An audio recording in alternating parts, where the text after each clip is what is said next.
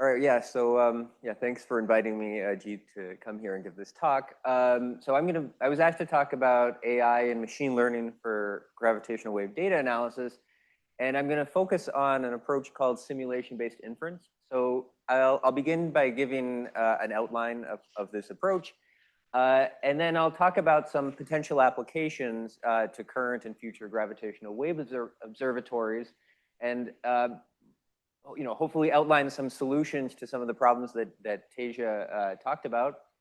I'll then talk about a few applications so far that have been successful, and then conclude.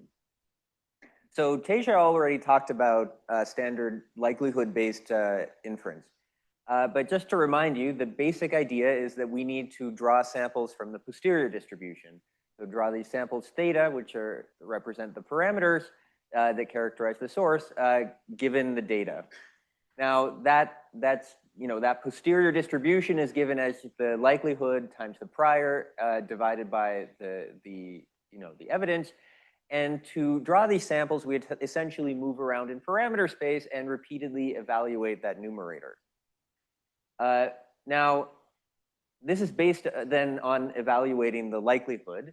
And as Teja talked about, that can become expensive because of either costly waveform generation or very high dimensionality of the parameter space, especially with future detectors. And there's also challenges because this, we generally for single event inference, we write down the Gaussian likelihood, and that's necessary in order to be able to evaluate this. But it's also an approximation because there can be non-Gaussian noise, there can be non-stationarities, and in future detectors we can expect things like data gaps and other complications. So for these reasons, it's challenging to scale this to future detectors, and it's interesting to consider other methods.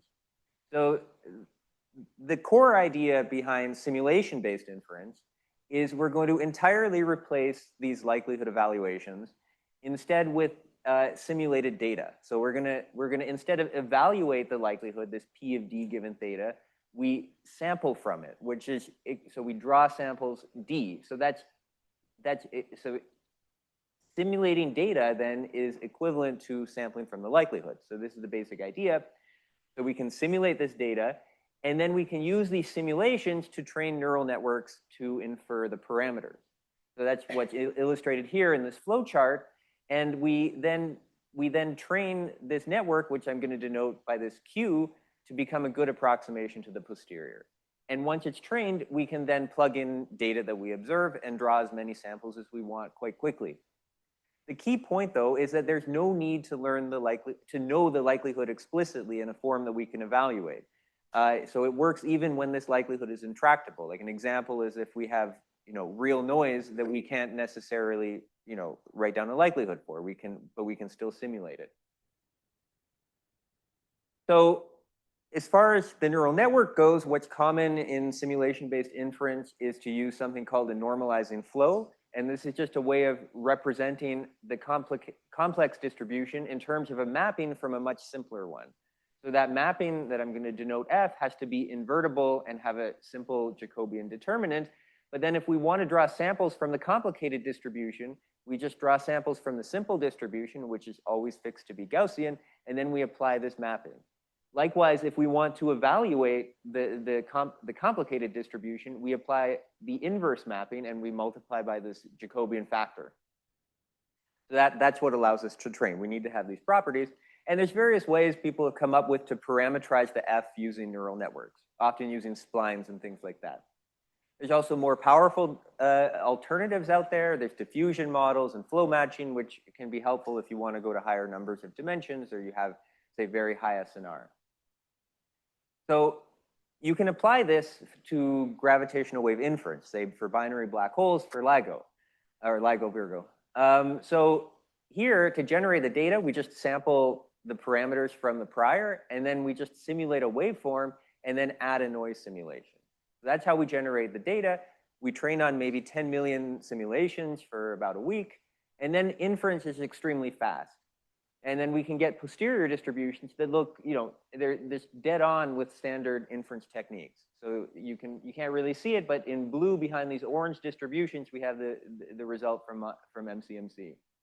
Now, it's very flexible, so we can extend it to be conditional on the PSD. That means we can then train networks that we can tune to the detectors at the time of the event. Okay, so what are some opportunities with simulation-based inference for the future of gravitational wave astronomy? So one obvious one is to handle the huge event rates with very fast inference. If we can just analyze each event in the matter of seconds, that would be great. We can produce real-time alerts for multi-messenger observations, and we can also carry out many analyses if we have, a variety of models that we want to use. There's also the opportunity to treat non-Gaussian noise artifacts and non-stationarities just by, say, injecting simulated signals into real noise. In that way, we can generate simulations to train with. And it's also an extremely flexible approach to inference. So, we typically write down our likelihood and frequency domain, but there's no problem working with whatever domain you want. You could work in time domain or a time frequency domain representation. That's just the input to your neural network. You can then very naturally handle things like gaps in data. You just leave out, a segment of the data when you do the training. So that's great for LISA. You can marginalize nuisance parameters. So for instance, if you want to say analyze LISA data, focusing on one event and ignoring the others, you can just do that as part of your training. And that's what Enrico talked about in his work, in his talk. You can say combine other sorts of data. Say if you wanted to combine, say, a galaxy catalog with your gravitational wave signal to do some correlation. That's all allowed in principle. And you can also, condition on external data. That's what I just said. It's also very flexible in the sense that, you don't have to learn the posterior. You could learn the likelihood, or you can learn the likelihood to evidence ratio. These are all ways of using this. It's a very flexible approach. So I'm just going to give a few example applications that have been done by me and my collaborators so far. So one is eccentric binary inference. So this, I think, is interesting because it just shows how you can do more analyses that would otherwise be too expensive. So this is work led by Nihar Gupta at the AEI. So essentially, if you wanted to analyze an event using this waveform model, SZOB NRV4 EHM, it would take about 2 weeks on 320 cores with nested sampling, just for one event. But with our code, Dingo, it's roughly 1 hour, including important sampling to check the results. So he analyzed 57 events and found evidence for eccentricity in 3 of them. And this analysis would just not be possible using standard methods in any reasonable amount of time. Another interesting application is to binary neutron stars. And this also kind of illustrates the flexibility. So we trained networks that were also conditional on, say, an estimate of the chirp mass. So we could then train networks for very narrow priors around the true chirp mass, around the chirp mass. And when we have that narrow prior, we can then exploit this approach called heterodyning, where we factor out the overall chirping effect of the waveform. So that transforms this complicated signal with many oscillations in gray to this much simplified one in blue. And that's one that the network is capable of analyzing because it's simpler. It would be just completely intractable to analyze the long signal with all the oscillations. So that makes the inference possible for binary neutron stars. And it's actually extremely fast. We can do full Bayesian inference in just 1 second. And this opens up the possibility to analyze the data even before all of the data is observed. So in this analysis that led by Max Dax, he took the data from GW170817 and cut it at various times before the merger, starting 30 seconds before the merger, and then did an analysis every 1/10 of a second up to the merger, producing the posterior distribution. So each of these analyses would just take 1 second. So you can then get an evolving sky map and chirp mass estimate, which you see here in this orange, as the time proceeds. So we see the time proceeding over there. And you see that the distributions narrow down on the true distribution in the end. It's interesting, I guess the sky position here seems to favor the incorrect mode for a very long time until you get right up to the merger. But I think that's just an effect of that particular signal. But there's really no longer this trade-off, though, between accuracy and speed. You don't have to use methods that are, inaccurate, that make these approximations in order to be fast. So things like Baystar. And in fact, we find we get roughly a 30% improvement in the sky localization compared to Baystar when we use this approach. You can also apply this for next generation detectors and get sky maps way before the merger occurs. So this is just I forget which detector this was. It was one of the next generation detectors. But you can see you can get sky localization many minutes before the merger if you use, for a signal as loud as 170817. And finally, I wanted to talk about some work on population inference. So Teja also talked about population inference, and we have this kind of expensive likelihood that you can write down that takes into account all of these selection effects. But you can also use this flexibility of simulation-based inference to train directly on entire populations.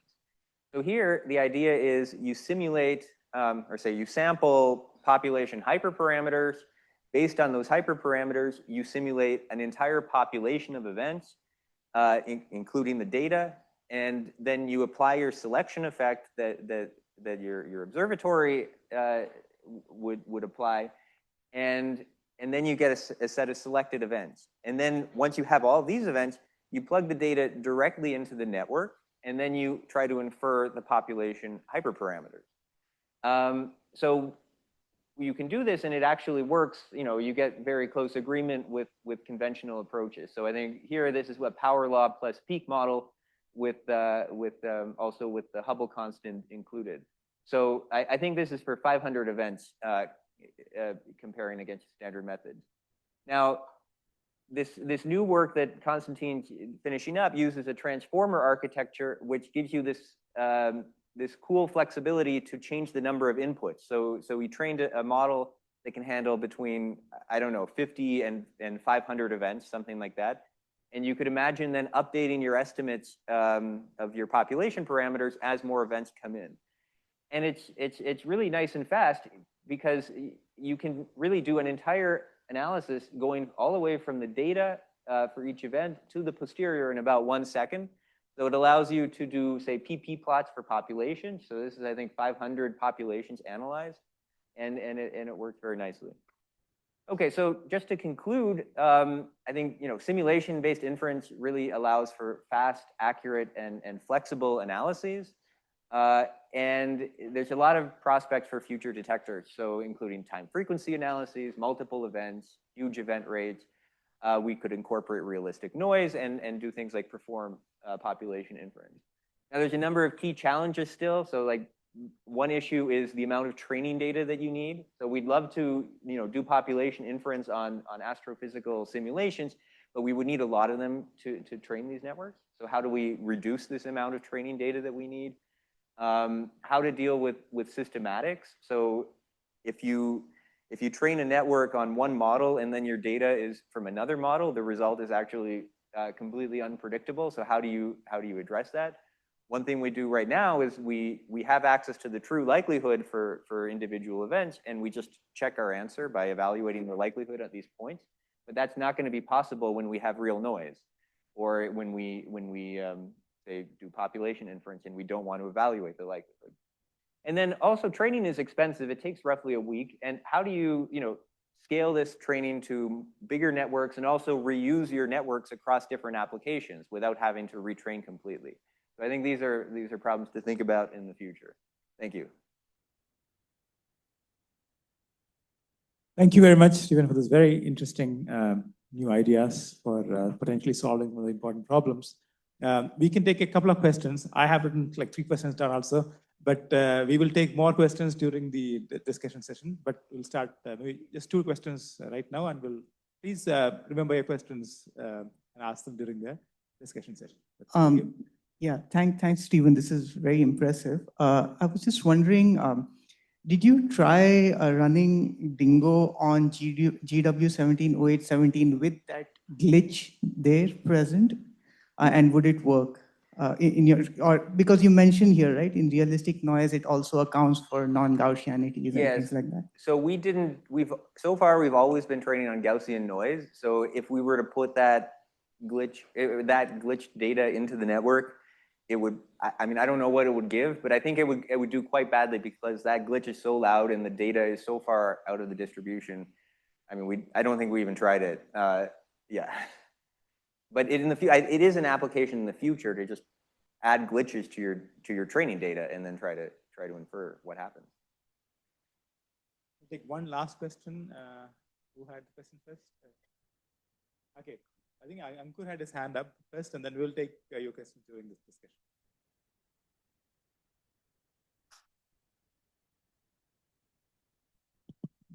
You haven't mentioned anything about evidence estimation. Yeah. Is that something you can do? Yes, I took out this slide because I was worried I would be too slow. But when we do this importance sampling, we calculate, we take each of the points in our distribution that we get from the network, and then we calculate the sort of target distribution, which is the likelihood times the prior. And that sort of defines an importance weight that corrects your result to the true posterior. And that then also gives you as a byproduct the Bayesian evidence, which is the average value of all of those weights.